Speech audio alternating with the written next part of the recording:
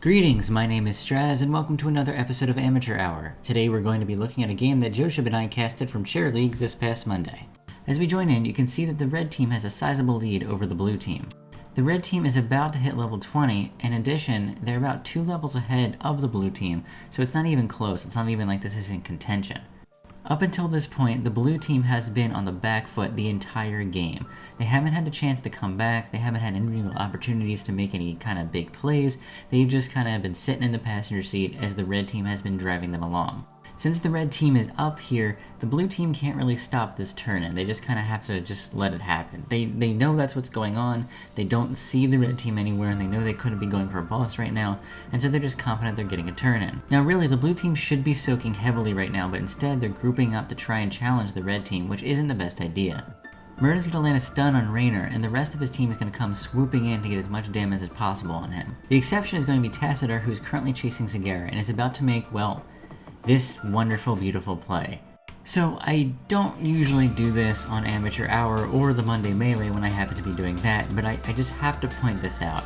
I feel like I have no choice but to point this out. Take a look at this force wall. Now, I'm honestly not sure what was the plan here, or the thought strategy. I'm not sure. I'm at a complete loss of words. I spent a pretty good amount of time trying to figure out what the point of this wall was, and honestly, the best answer I can come up with is that Tassadar was just trolling their own Jaina. It's honestly, maybe their mouse died, I'm not sure what it is, but it's actually going to be the very reason why this teamfight doesn't go quite as well as the red team would expect it to. As we unpause, you can see that everyone is going to blow their ults to kill this Raynor, and while he is eventually going to fall, they've had to spend just so much taking him down that they don't really have any gas left in the tank to target any of the other heroes. Likewise, that wall prevented Jaina from getting into this fight, which basically means that she was never able to get any of her big blizzard combos on any of the members of Blue Team. As Tassadar drops to the very operational battlecruiser that's mowing down most of his team, all of a sudden, the red team realizes, hey, maybe we shouldn't be fighting. Now Jaina actually drops a pretty good blizzard here. This blizzard is going to essentially allow, or theoretically allow, for the red team's escape, as it's going to deny them the ability to chase directly after them. Unfortunately for the red team, they don't really path in the best of directions, and so a lot of them are going to end up getting picked off eventually anyway. Zagara's going to sneak up and use her Maw, and it's going to snag Karazim. Now, I actually don't think this is the best use of Maw, considering that the entire red team was grouped up a little while earlier. But nevertheless, it is going to be enough for them to bring him down. Snagging this kill puts them in a fantastic position at this point. They're still down a level, but now they have all the time in the world to get caught up. They could easily do this with all the minions pushing in each lane, but instead they're going to try and make a play for the boss. Now I don't necessarily think this is a bad call, but the execution of this call isn't going to be the best. As you can see, the red team has realized that that's exactly what the blue team is doing, and they're going to try and invade. As soon as they see that Joanna is preoccupied, they decide it's a good chance for them to jump in and interrupt. Now I'm going to pause this here to talk about a big error that the blue team is currently making. When you are taking a boss, or you're deciding to take a boss, and you see the other team coming, you have to make a decision. Your choice is either to get out of there, or to stay and fight. What you cannot do is just stay and kinda half of you ping the boss, half of you fight, one defend, everyone else fight the boss. No, you can't do any of that. You have to make a decision as a team. Are we going to back off and try and gank the people that have tried to invade us? Or alternatively, are we going to try and finish this boss as quickly as we can, use CC to zone them out, and then deal with them? While an argument could be made either way for what they should be doing here, I think the safest and correct answer, in my eyes at least, is just to back off. As Joanna's all the way in the back, Zagara ends up being the front line, and she goes down very quickly. As a bit of a last resort, you're going to see Joanna burn her ult, and while it's going to stun everyone on the red team, it's not going to matter much as she falls soon after. The red team is then going to turn their attention onto Tychus, though as you can see, Murden made the same mistake that the blue team made and decided to go after the boss instead of joining the team fight. While this does lead to Jaina's death, you're going to see that Tychus and Lily fall soon after. And just like that, within about 30 seconds, we could see that the blue team got a rush of hope that was immediately erased. So what's the lesson here? There's 3 takeaways that I kind of want to talk about right now. The first relates to that Tassadar misplay? Honestly, I'm not sure what you can call it, but that Tassadar play. That wall prevents Jaina from getting into this fight. That certainly by itself changed the entire momentum of this game, at least for a little while. Honestly though, I just kind of wanted to bring attention to it again because it was so absurd.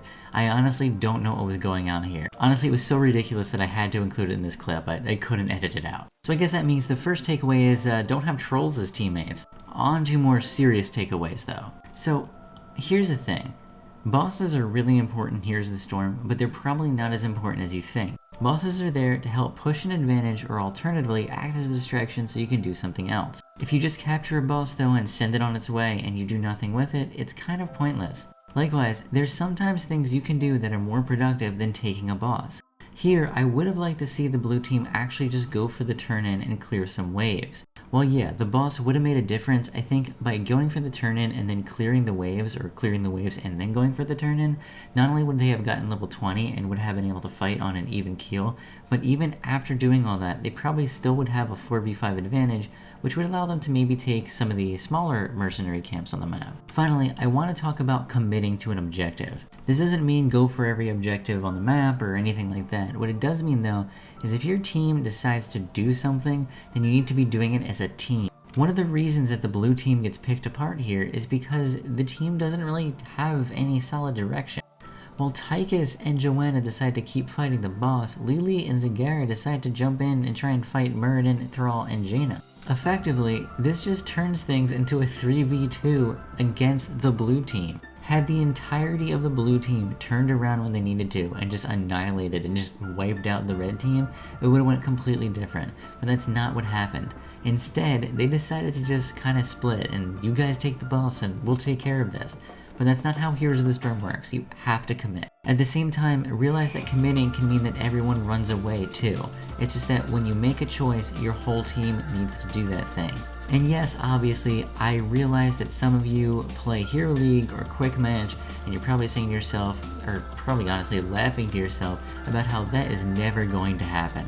But once again, this is another invitation for you to at least try to make a difference. If you're staying quiet and just silent to yourself and expecting your team to just go wherever they need to go on their own accord, you're not playing right. Step up and be a leader for your team. Sure, they might not listen to you, sure they might call your mother a bunch of bad names, but you have to make an effort. If they don't listen, whatever. Cut your losses and just try your best the next game. Don't get tilted and think that every game you're going to play is going to be like that, because I guarantee if you make some calls, you're going to change the outcome of some of your games. Thanks for watching. If you thought this episode was helpful, let us know in the comments and be sure to like and subscribe. I'm Straz, and I'll see you next time.